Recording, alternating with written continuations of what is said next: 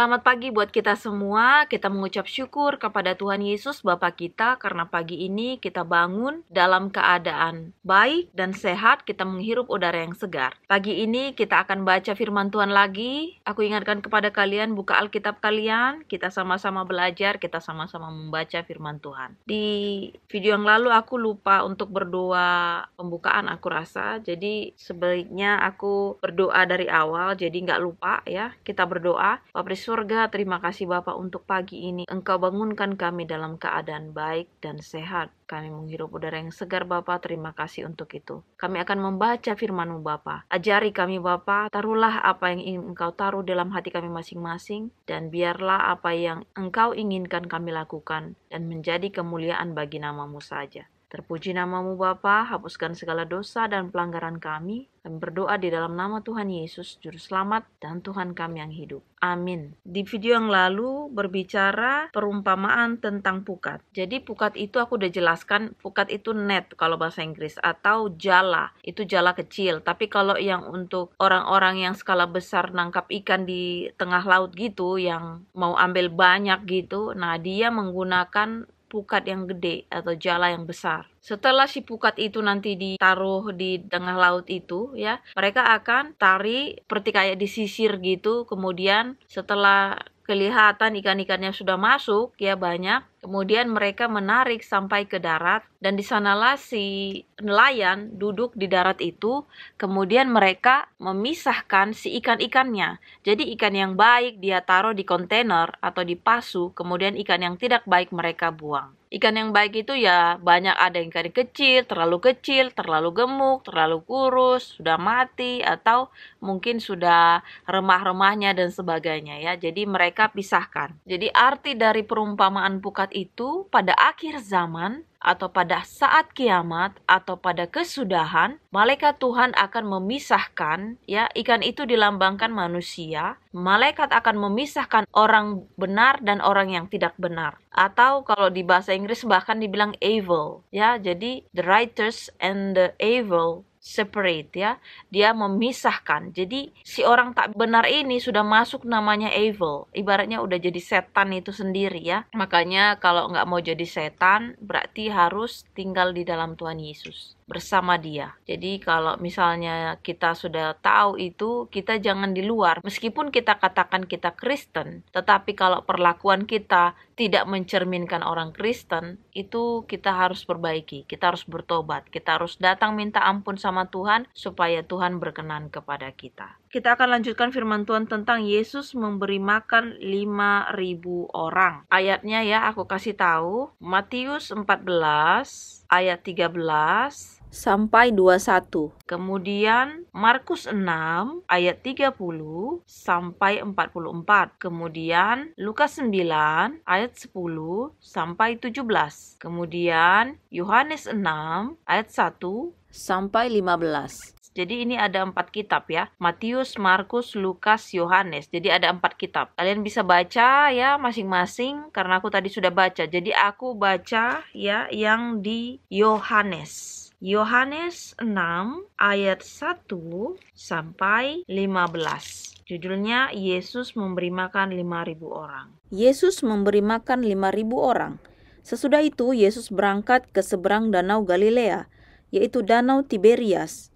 Orang banyak berbondong-bondong mengikuti dia, karena mereka melihat mukjizat-mukjizat penyembuhan yang diadakannya terhadap orang-orang sakit. Dan Yesus naik ke atas gunung dan duduk di situ dengan murid-muridnya. Dan Paskah hari raya orang Yahudi sudah dekat. Ketika Yesus memandang sekelilingnya dan melihat bahwa orang banyak berbondong-bondong datang kepadanya, berkatalah ia kepada Filipus, "Di manakah kita akan membeli roti supaya mereka ini dapat makan?" Hal itu dikatakannya untuk mencobai dia, sebab ia sendiri tahu apa yang hendak dilakukannya. Jawab Filipus kepadanya, "Roti seharga 200 dinar tidak akan cukup untuk mereka ini, sekalipun masing-masing mendapat sepotong kecil saja." seorang dari murid-muridnya yaitu Andreas, saudara Simon Petrus, berkata kepadanya, "Di sini ada seorang anak yang mempunyai 5 roti jelai dan 2 ikan. Tetapi apakah artinya itu untuk orang sebanyak ini?" Kata Yesus, "Suruhlah orang-orang itu duduk." Adapun di tempat itu banyak rumput-rumput, maka duduklah orang-orang itu, kira-kira 5.000 laki-laki banyaknya. Lalu Yesus mengambil roti itu, mengucap syukur, dan membagi-bagikannya kepada mereka yang duduk di situ. Demikian juga dibuatnya dengan ikan-ikan itu, sebanyak yang mereka kehendaki. Dan setelah mereka kenyang, ia berkata kepada murid-muridnya, "Kumpulkanlah potongan-potongan yang lebih, supaya tidak ada yang terbuang." Maka mereka pun mengumpulkannya dan mengisi 12 bakul penuh dengan potongan-potongan dari kelima roti jelai yang lebih setelah orang makan. Ketika orang-orang itu melihat mujizat yang telah diadakannya, mereka berkata, "Dia ini adalah benar-benar nabi yang akan datang ke dalam dunia." Karena Yesus tahu bahwa mereka hendak datang dan hendak membawa dia dengan paksa untuk menjadikan dia raja. Ia menyingkir pula ke gunung seorang diri. Jadi di sini dikatakan ya, pada saat kalau kalian baca di yang tadi ayat-ayatnya udah aku kasih tahu ya, di Matius, Markus, Lukas, di situ dikatakan bahwasanya setelah si Yohanes Pembaptis dibunuh, pastinya kita akan bahas itu nanti, tapi itu nanti akan datang. Kita akan bahas yang ini dulu. Kita bahas yang ini dulu ya. Jadi setelah Yohanes dibunuh dan Yesus tahu, Yesus menyingkir. Dan kalau kalian baca di kitab yang lain itu, Yesus pergi ke Betsaida dan orang-orang mengetahui. Jadi mereka lewat dari darat, orang-orang banyak itu lewat dari darat. Yesus pergi dengan perahu dengan murid-muridnya. Sesampainya Yesus di sana ya, di Betsaida itu, di situ Yesus melihat banyak sekali orang, ya, gerombolan orang datang dan dia itu tersentuh. Yesus memandang dengan belas kasihan katanya di sini. Jadi Yesus memandang orang-orang banyak itu dengan belas kasihan. Ini cahayanya agak kadang berpindah-pindah, sorry ya, jadi aku harus pindah-pindahin kameranya. Nah, jadi di sini dikatakan ya,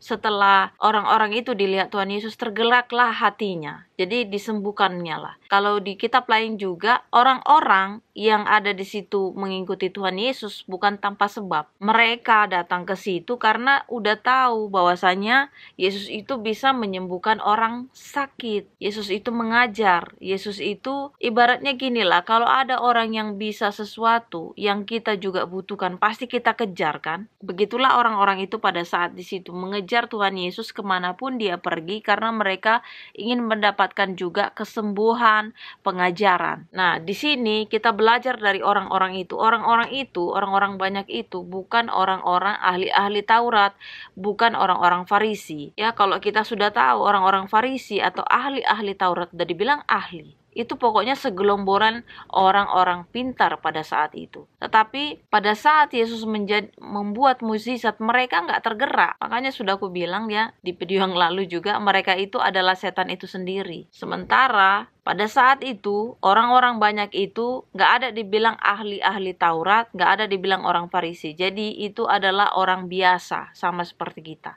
Orang-orang yang membutuhkan pertolongan. Jadi nggak banyak mikir dia, ya, nggak banyak spekulasi. Jadi dia ngikutin aja, datang aja. Oh, pokoknya Tuhan Yesus bisa menyembuhkan, udah dengan iman percaya saja gitu loh. Nah, mereka mengikuti Tuhan Yesus dan Tuhan Yesus tergerak, belas kasihannya keluar, dia sembuhkan, dia ajari orang-orang itu.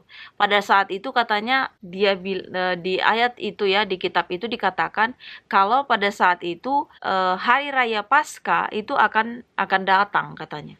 Jadi sudah mau malam pada saat itu ya, setelah Yesus mengajar mereka, menyembuhkan orang sakit, udah mau malam, dan di situ Yesus itu mengajarnya itu di dekat, katanya Yesus naik ke gunungnya, ibaratnya kayak daerah-daerah yang sepi di situ ya, ibaratnya nggak ada perkampungan yang dekat di situ untuk menginap dan untuk makan. Murid-muridnya mengatakan kepada Tuhan Yesus, "Guru, suruhlah mereka pulang, karena di sini tempatnya sepi, ini sudah mau malam. Suruhlah mereka pulang mencari makan mereka sendiri." Tapi Yesus mengatakan apa? Tidak, katanya. kamulah yang harus memberikan makan untuk mereka. Tapi kalau yang di Yohanes ini tadi ya, itu di kitab yang lain-lain itu yang aku bilang di situ kalian baca, tapi di sini lebih ininya Tuhan mengatakan seperti ini, aku baca ya. Ketika Yesus memandang sekelilingnya dan melihat bahwa orang banyak berbondong-bondong datang kepadanya, berkatalah ia kepada Filipus, "Di manakah kita akan membeli roti supaya mereka ini dapat makan?" Hal itu dikatakannya untuk mencobai dia. Maksudnya Yesus mengatakan itu ke Filipus, mencobai si Filipus apa? Sebab ia sendiri tahu apa yang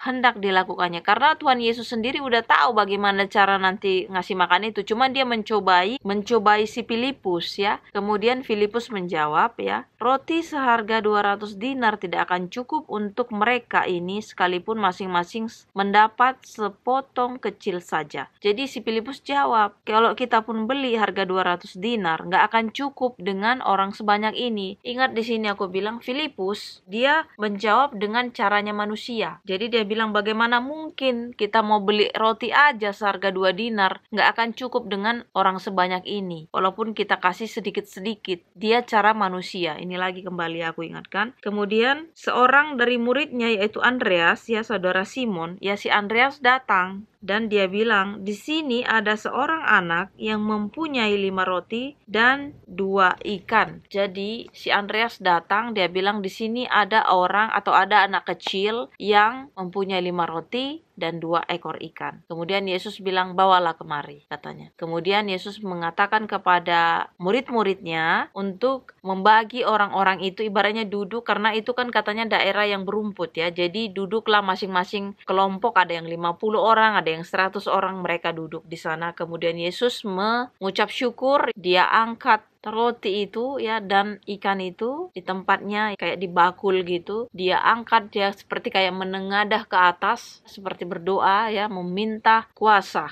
dari surga untuk memberkati roti dan ikan itu. Kemudian Tuhan Yesus memotong-motong roti itu, membagi-bagikannya, dan murid-murid Tuhan Yesus membagi roti dan ikan itu dan mereka bisa makan. Dan pada saat itu Tuhan Yesus mengatakan, kumpulkanlah sisa, jangan sampai terbuang roti-roti itu. Ya, kemudian mereka kumpulkan dan mereka menghitung jumlahnya, ada 12, katanya 12 bakul masih bersisa. Roti itu masih ada sisanya. Jadi seperti aku bilang di sini, si Filipus memakai kacamata atau kalkulator atau caranya manusia. Tetapi di sini Yesus mengajarkan mereka bagaimana supaya kita berpikir atau melakukan sesuatu dengan caranya Tuhan. Dengan caranya Tuhan itu bagaimana sih? Gampang apa enggak sih? Sebenarnya gampang, karena Tuhan sudah bilang, percaya padaku, tinggal di dalam aku. Mau aku bentuk, itu saja. Percaya saja, kan itu aja. Jawabnya cuma percaya saja. Jadi Tuhan yang bekerja nantinya. Tapi kalau kita meragukan Tuhan itu tidak akan bisa membantu.